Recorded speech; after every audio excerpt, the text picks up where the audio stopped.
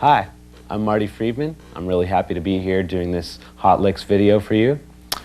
And today one thing that we're going to really concentrate on is trying to be different as a guitarist. You really want to make yourself sound different. So I'm not just going to show you a bunch of solos and have you learn them and call it a day. I'm going to try to make you think a lot more, and I'm going to try to give you a lot of variations, and I'm going to show you how to figure out variations of your own.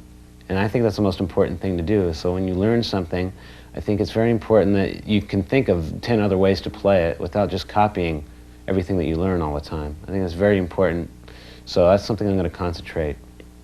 Okay, I'm going to break this lesson up into 3 segments. The first segment, I'm going to give you some food for thought, where I'm going to give you like a whole bunch of unusual patterns to practice and a different way to get your mind geared for playing things that repeat. I'm going to show you some unusual patterns. And in the next section, I'm going to show you some exotic scales. Mainly, I'm going to focus on the Japanese sounding scale, which is quite different, and it can lend to some really pretty melodic playing. And in the last section, I'm going to talk about theory. I'm going to talk about constructing a solo nicely and playing, you know, really thinking out every single note you play and following progressions and really making every note count instead of just playing the same old thing over a progression which has chord changes in it. Okay? So let's start by getting in tune, and I'll give you an A to tune to.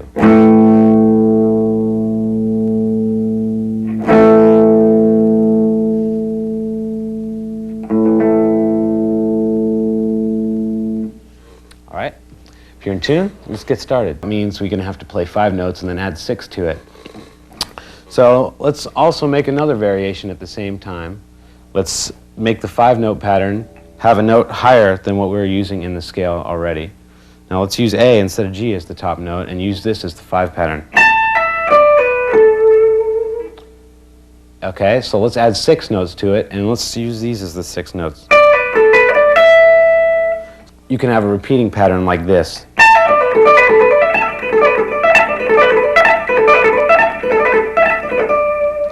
I'd like to do something else, and it's a way of picking an arpeggio.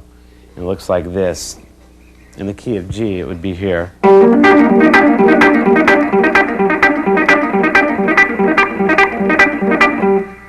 Okay, that's quickly. It's a very basic 6-note arpeggio. And what we're going to do is play it slowly like this, and watch the picking, because picking is very important on this.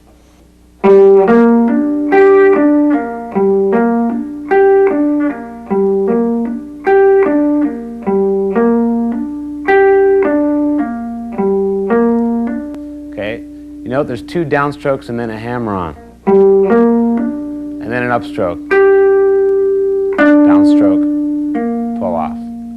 That's the pattern.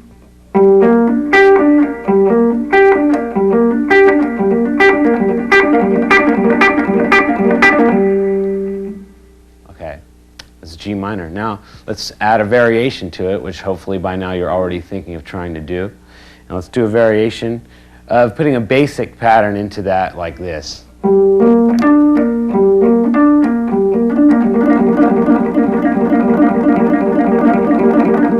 Okay, let's add that to the arpeggio. But before we add that, let me show you exactly how to pick this.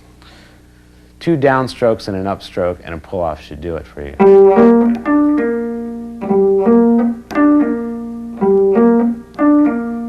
Okay, so let's put these two things together so we have a longer arpeggio pattern. That's what we're going to want, and together quickly it'll sound like this. This obviously you can move around anywhere you want.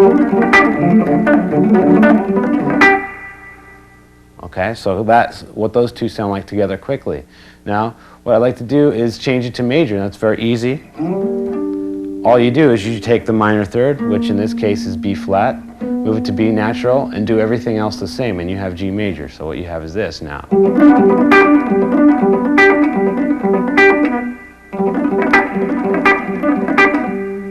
Okay, let's do some more variations on that.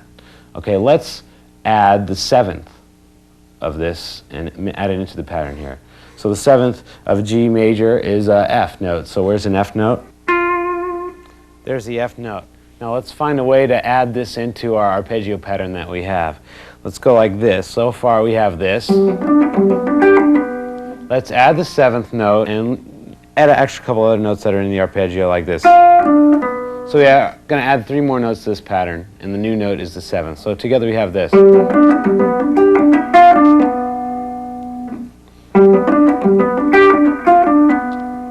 Quickly it sounds like this. Okay? So what you can do is you can add these things on forever. I'll give you one more example, and then the rest I'll let you take it from there and hopefully come up with lots of different variations for yourself. Okay, why don't we make a variation by getting rid of a note as well and adding other notes. So let's get rid of one of the notes and add a whole bunch of others. It looks like this. And let's get rid of this note right there and just end here and go back up like this.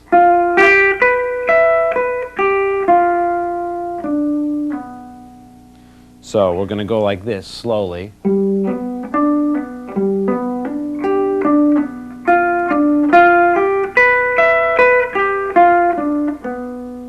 Okay, all these notes, if you go by name, you have notes that are in a G7 arpeggio, except for the highest note, which is E, which is the 6th note in a G scale. So if you look at all the notes here, you have G, B, D, F right there, G again, B again, and this extra note, which is the 6th, which is E right there. All right? So together, our pattern, which is much longer now and has been revised many times, looks like this.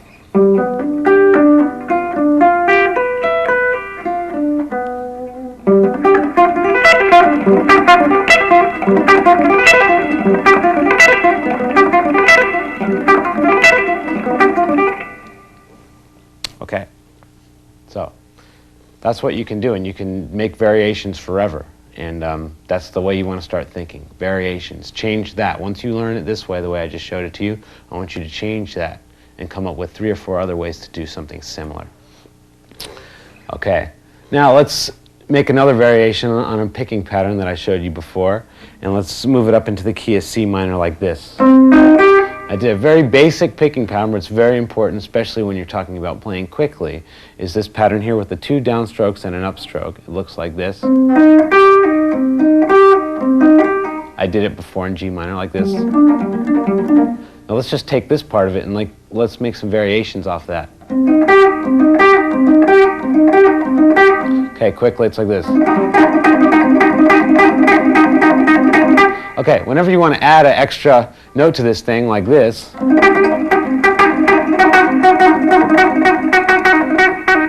all you have to do is add a pull-off and an upstroke with your pick like this. However many times you want to add a note, all you have to do is have an upstroke with your pick and do a pull-off with your left hand. And it doesn't really matter where the note is, you're going to pick it the exact same way. So let's do a pattern like this, and this type of thing you can easily make variations from. Here's a simple pattern like this. Quickly, it looks like this.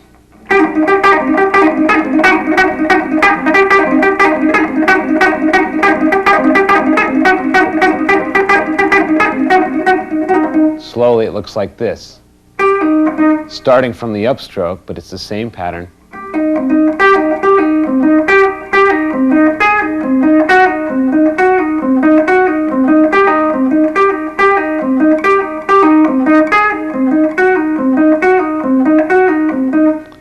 From that you can make variations very easily.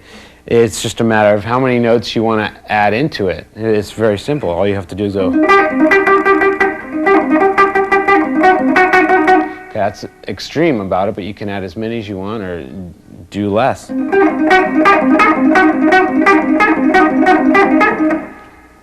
It's just a matter of how many upstrokes you want to add in there and pull-offs. That's how you add to that. And that can become very fast. Okay, now let's do something, a pattern, a diminished pattern. A lot of guitarists use it, and there's a lot of different ways to do it than what have already been done. So let's do one like this. Let's take a pattern that looks like this.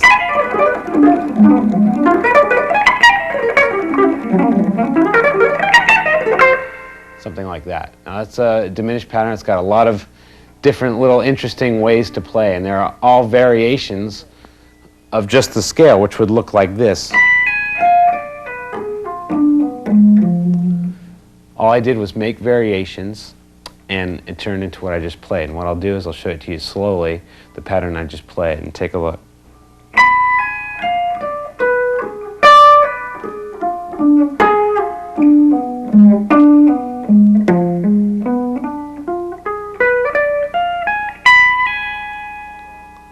Okay, at that point is where I move it back a fret and do the exact same thing.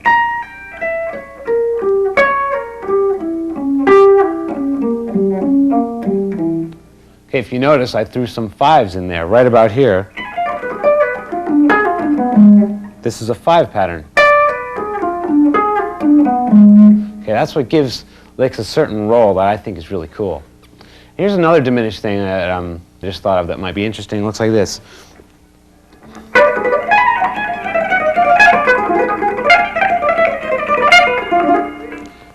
Okay, well, what you do with this is it's a diminished pattern, but it adds a little chromatic thing, which is a picking pattern that's very interesting. It looks like this.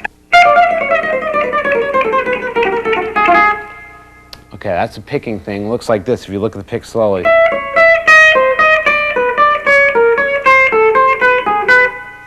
Okay, we're going to add that little picking thing into our diminished pattern, like this. Okay, the first one, we're going to, if you notice, the interval between my left-hand fingers is different, but only for the first time.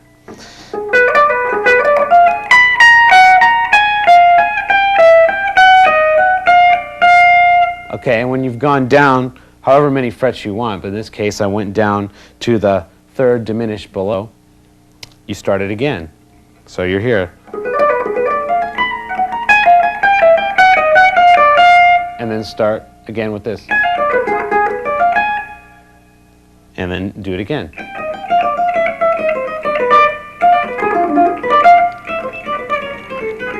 Okay, there's a ton of variations you can do with that. Let's do one like this.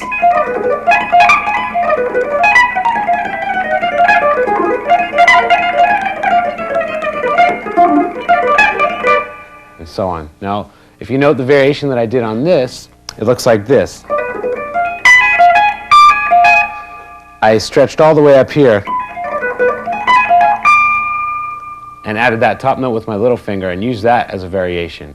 So before I even got into this stuff, I was already doing a variation before it. So it looked like this. And if you note that, that's the same picking pattern as this thing here. The 2 downs and the up business. So it looks like this. So in actuality, you could do this lick forever.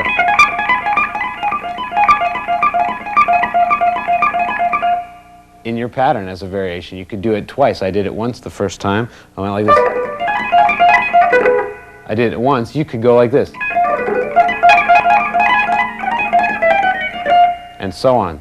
So what I'm generally doing, I'm throwing at you all these suggestions that you want to consciously be thinking of when you're practicing and doubly consciously be thinking of while you're improvising. So let's get back to this whole pattern. Let's make a long pattern. I'll show it to you slowly so you can get something to practice definitely, like this. So we'll start here.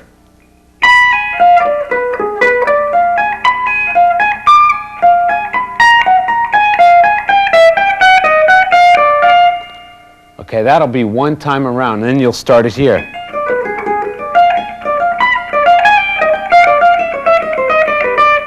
And then the same exact thing here again.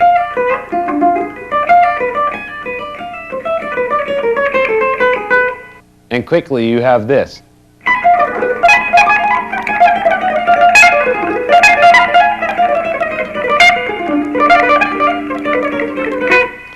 Like so. So that's the pattern. You want to practice it like that, and you also want to come up with other ways to play the same thing and add any note. Doesn't matter if it's in a scale, out of a scale, just add another note and make it another pattern that you want to practice also, just same way. Okay, now let's talk about some minor arpeggios and other ways to play them too, and variations on that. Now let's take a basic form like this to start off with. Looks like this. We're going to do A minor arpeggio, but we're going to add the second note in an A scale, which is B, and we're going to add it twice on the way up like this. There's your B, and the rest of the notes are C and E, which are in an A minor arpeggio. So we have this.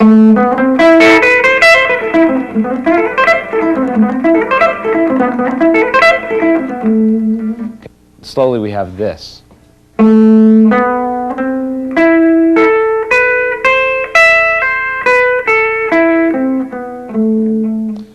Okay, I want to add some notes in there like this.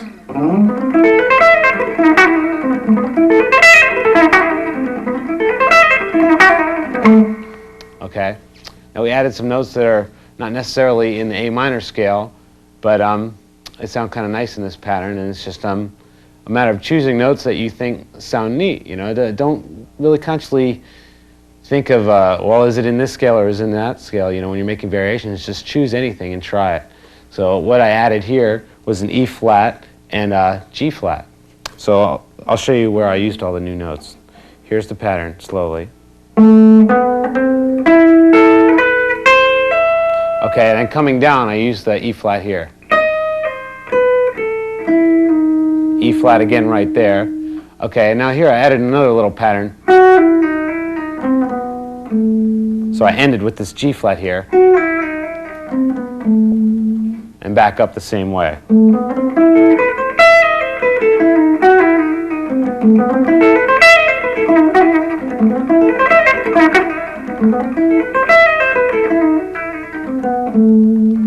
Okay?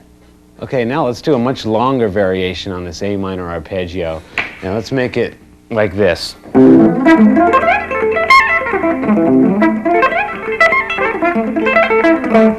Okay. Now all that is just the same notes that are in an A minor arpeggio, A, C, and E, and occasionally I added a B note like this. Only right there. The rest of the notes are only A, C, and E. Now, what that tells you is any kind of configuration that you can make A, C, and E, that's an arpeggio, and anywhere that you could play that is fine. So all you have to do is find places to play those three notes and practice them, and you have your own arpeggio for them. Okay, now let's take this one slowly and break it down and figure out the best way to play it.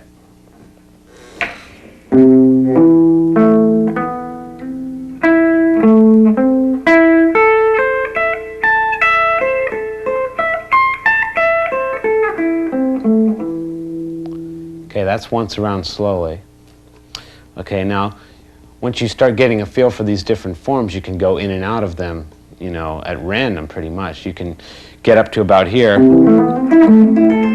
when you're here, circle this for a little while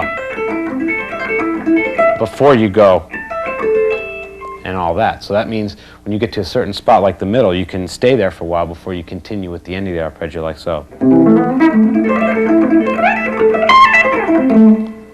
Okay, that's how you make the variations in there. You play things a couple extra times, or you add a certain note. You know, it's just it's just variations. I can't stress that enough. That's where you're going to get the differences in your playing. You got to variate what you're doing.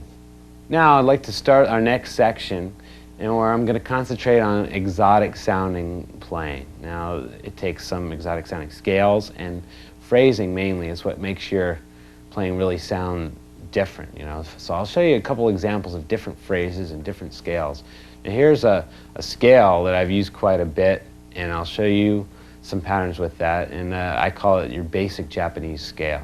Okay, this is the one that you immediately play and it sounds Japanese, and I think it's very nice. And these are the 5 notes in it.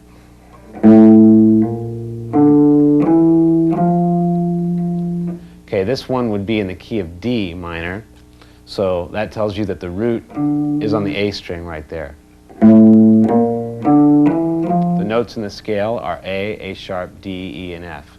Okay, so anywhere you play only those 5 notes, you have this sounding scale.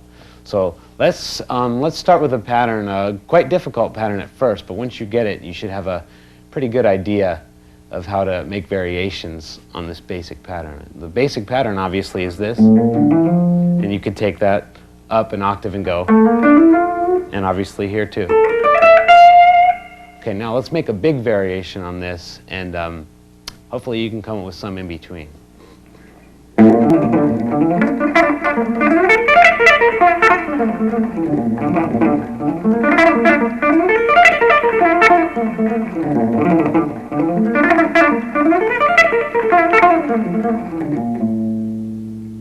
Okay, that's a long variation, and pretty much covers the neck there.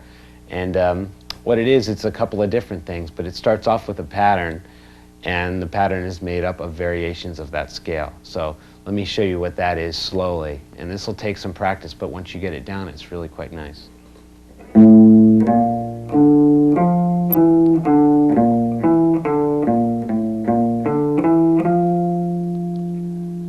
Okay, so that's the first pattern.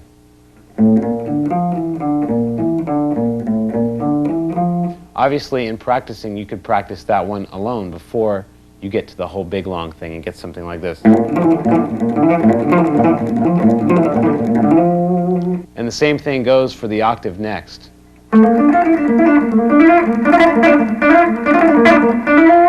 So you can practice it there, and obviously the next octave up too. Okay, so you want to get just that basic pattern first before you move on and do the whole long thing, but I'll show you the whole long thing anyway. And a whole long thing going back and forth looks like this. You take this pattern all the way up.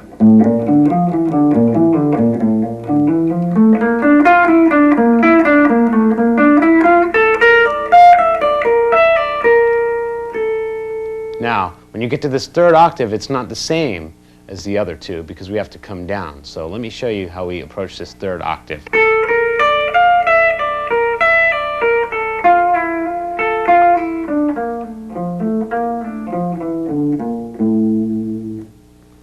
Okay, now I'll play it again even slower.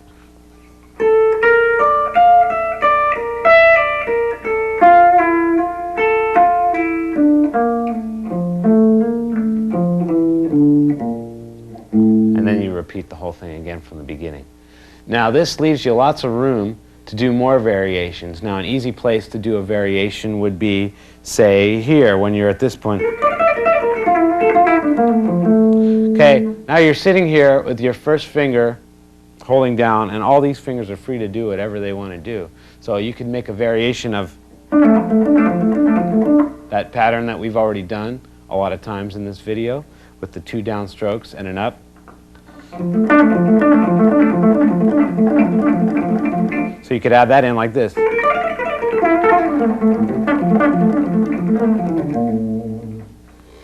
It's really up to you. You just got to make lots of variations. First, practice it the way I showed it and then change it. Okay.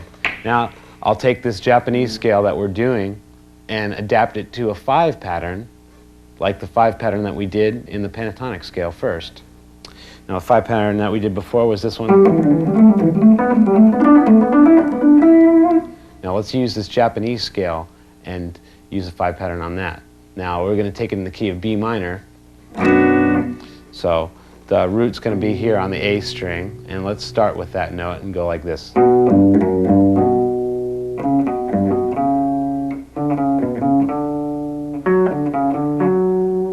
And so on. Now I'll play it fast first before I go into the whole thing, and this is a a passage from the Sound Page song that I have called Go Off.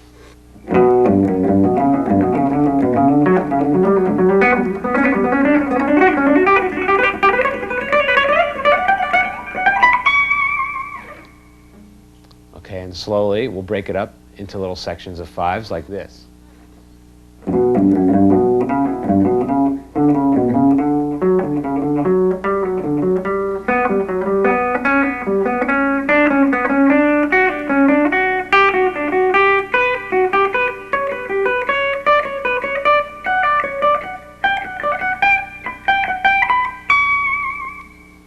Sections of five. Now that's just a scale played 5 notes at a time.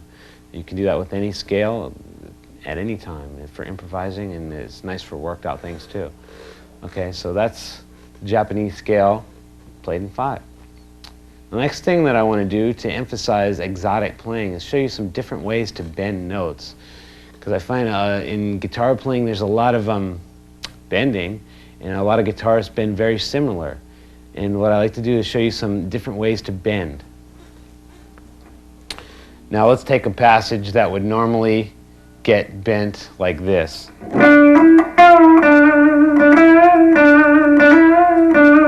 So the notes you're actually playing are D, E, and F, and then back to E and D. You're getting to the F from bending the E note a half step. Right? That's the normal way to do such a thing. Now, what I would do in that instance is never play it like that. I would always bend from the E flat note.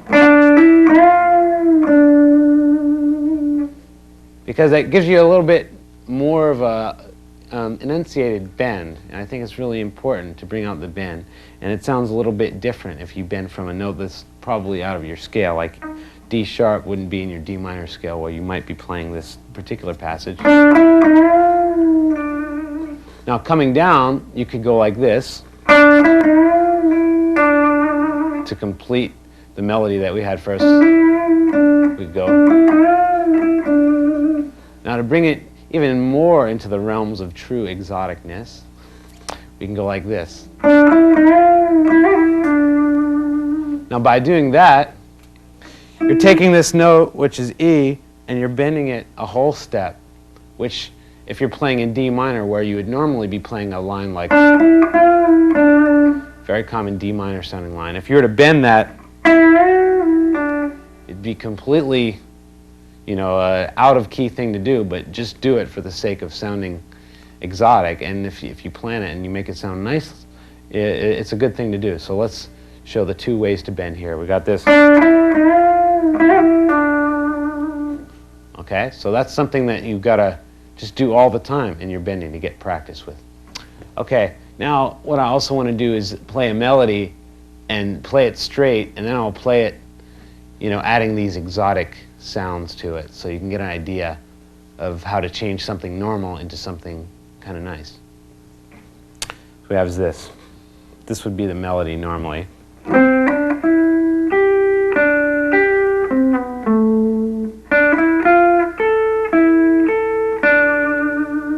Okay, that's the basic melody, and instead of playing it like that, let's kind of exaggerate it a little bit.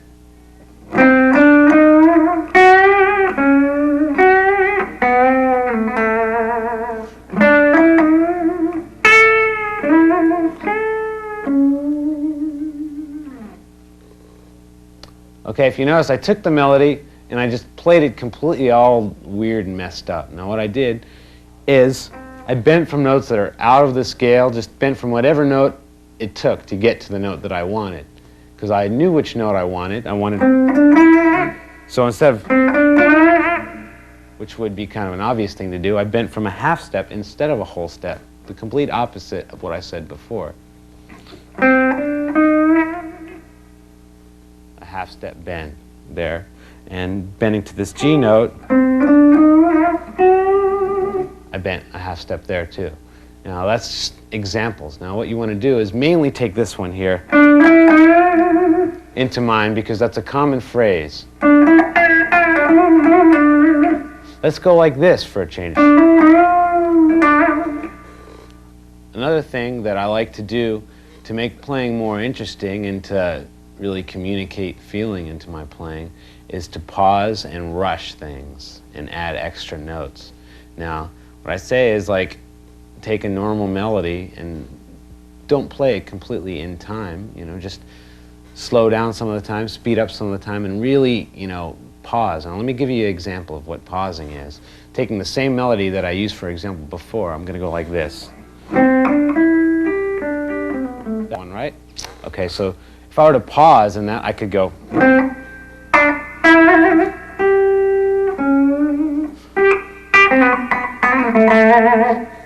Okay, I'm playing the same melody, but I'm just kind of exaggerating. And I'm waiting a little bit. I'm not playing it in time. I'm just kind of letting the beat fall wherever it may. I'm just kind of pausing and digging into it really deep. Now, you can pause things and you can rush things the same way. You can go. And to rush things, sometimes it's nice to add an extra note like I just did. Now, this E flat isn't in the original melody, so to say, but I added it in there and I rushed it along by going like. I added that note in there and I played it quick enough that it doesn't really sound out of key with the melody. It just kind of builds up to it a little bit. Okay, it looks like this.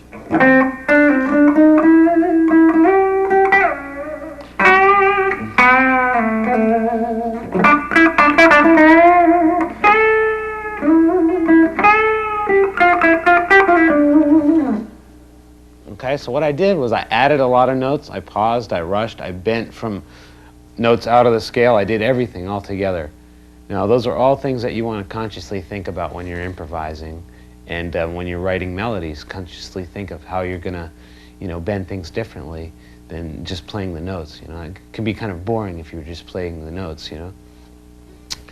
Okay, so the next thing I want to do is go to the next section, and the next section is where I'm going to talk about what has to go through your mind as you're constructing a solo or playing a solo, improvising or working out one. This is something I was faced with, a progression. This is a typical thing that could happen to you in a studio. You'll be faced with a progression to solo over, and I'm going to explain the thought process, what has to go through your mind as you're soloing. Okay, I'm going to play this progression with the solo that I did, and then I'm going to explain what happened on every chord change and what I had to do to make it sound the particular way it sounds. So now let's take a listen to the solo that I'm talking about.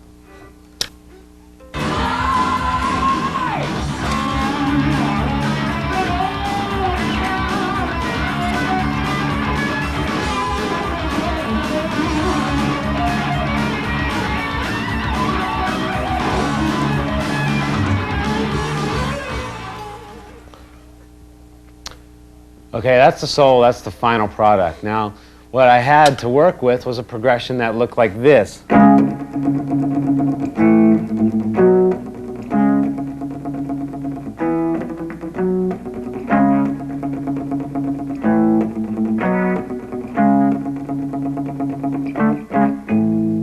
Okay, those are the chords. Real basic progression, and there's a lot of ways to look at this progression. A lot of guys would take the easy way out and just play in the key of D flat minor over the whole thing like this, and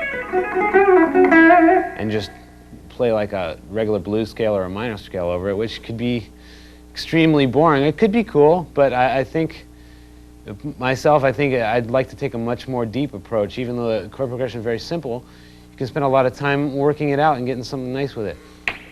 So let's take it measure by measure and look at what I did and look at this thought process here. Now, first thing I did was I took, on the first measure, what I played was this.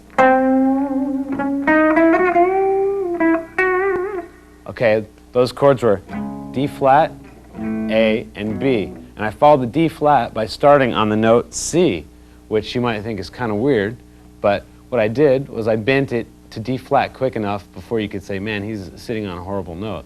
But for the split second that I did sit on that horrible note, it certainly caught your ear because the chord is D flat, and I'm playing C like that, so you're thinking, wow, what's going on? For that split second, catches your attention into the solo. And by the time you've heard that, you're already listening to something that sounds pleasant, bending it into the correct note, okay? So I bent it. Okay, that's just a melody straight in the D flat minor scale. And then when the chord changed to A, I went like this. bending to the note G from F, which you'll recognize from my section before with the half step and whole step bends. Now G and E together over the chord of A make an A7 chord. So I followed the A like it was an A7. So I went. Now I'm bending to the note of F sharp from F. So while the B chord is playing, you're hearing F sharp, which is the fifth note in the B scale. So I'm following that B chord there like that. And the next measure around looks like this.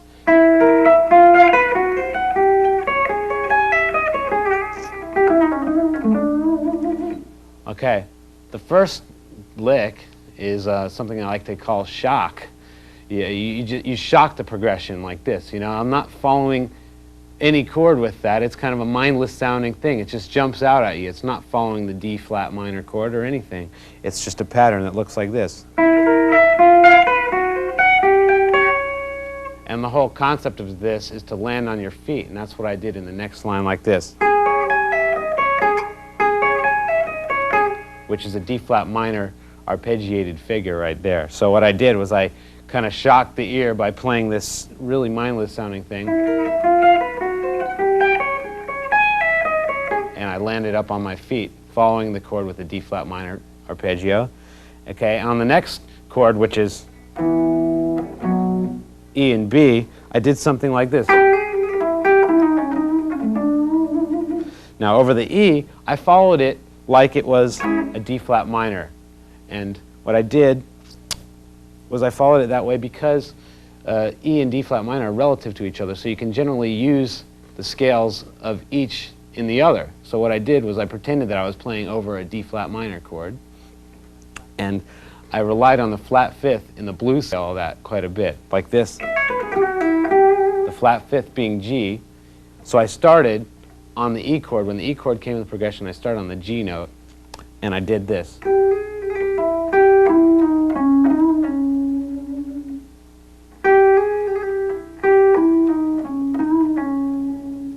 Okay, so that's how I followed the E chord. I followed it sort of like it was a D flat minor chord. Okay, and then when it came time for the B chord after it, I only used two notes, which is just A and the note of E flat bent to from D. So over the B chord, all I did was go. Now what you have there is A and E flat, which are the two main notes in a B7 chord, like this. Here's your E flat, there's your A. So I followed the B chord like it was a B7 chord. And the next line, I did like this. I totally changed the entire vibe of the whole thing. I said, I'm not going to play D flat minor oriented things anymore. I'm going to play this line, a D flat major sounding thing. Just totally changed the entire, you know, the entire vibe of the whole thing by going like this. Kind of a Chinese sounding thing. And if you look at it closely, it's this figure. The only thing that makes it major is this note right there, F natural. Because if it were minor, it would have E in it. It would sound like this. It would have that sound to it, but I used the major note so I could change the sound of the whole solo.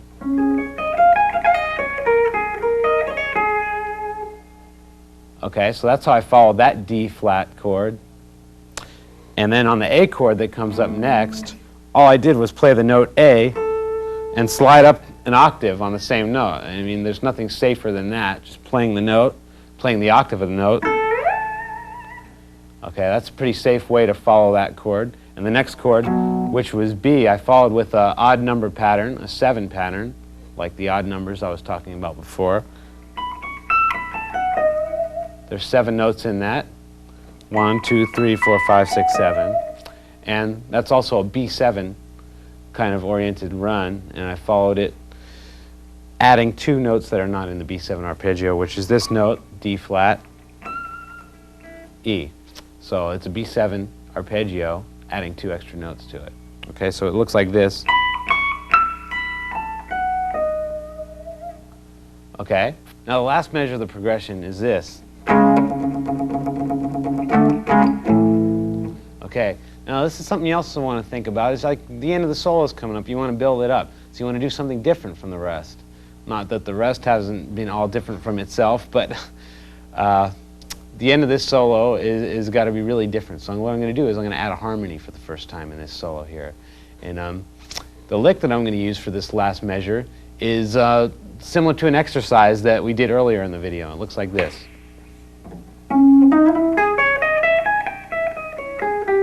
That one. I used that, but this time I used it in the key of D flat minor, because the chord that we're playing over is D flat minor, so I used this.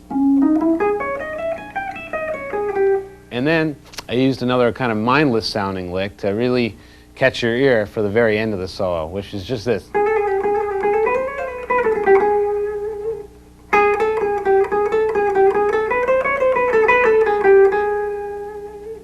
So that's how I followed the just completely random notes. They don't necessarily follow those chords. I just used something that's going to really, you know, stand out. So I took a chance of playing completely out of key, and I liked the way it sounded, so I left the solo the way it was.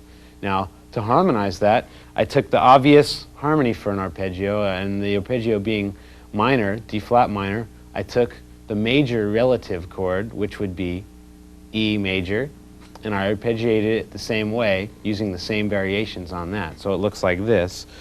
Here's D flat minor, and here's E major.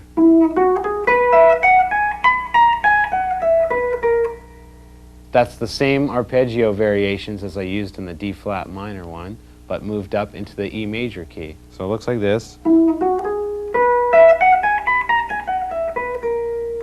And for the mindless part, I just harmonized it from where I was, the same fingering, same phrasing, everything.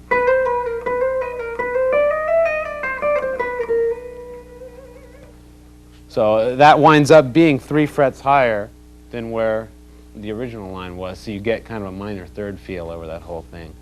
And that's a pretty safe harmony, and not too outside, but the note choice is so weird that, you know, it comes out sounding pretty weird, and it builds up to the end of the solo nicely. So that's the thought process. That's what you got to think about all the time when you're improvising. You can't just play exercises, and you can't just, you know, just solo in one key and think that you're doing something different. You got to really think about every chord and make the best out of every chord, because it gives you a chance to show something different. You know, it gives you a really chance to play. So always follow as much as you can and really think it out, because if you take a little time, you can get something really nice. So that's generally what I want to say. Try to sound different. Try to really think. I think the main thing that you want to do is think, you know, because if you don't think and just let your fingers repeat exercises or repeat licks that you've learned, that's only half of what you got to do. It's a lot more than just dexterity. Being fast or being able to play clean is just, you know, it's just part of it. I think even more important than both of those things is to be able to play creatively and to be able to, you know, say something with your guitar. So what you have to do is really think all the time, and think like every note counts, because it does. So that's it for now, and thanks for looking at this video. I hope that you learn a lot from it.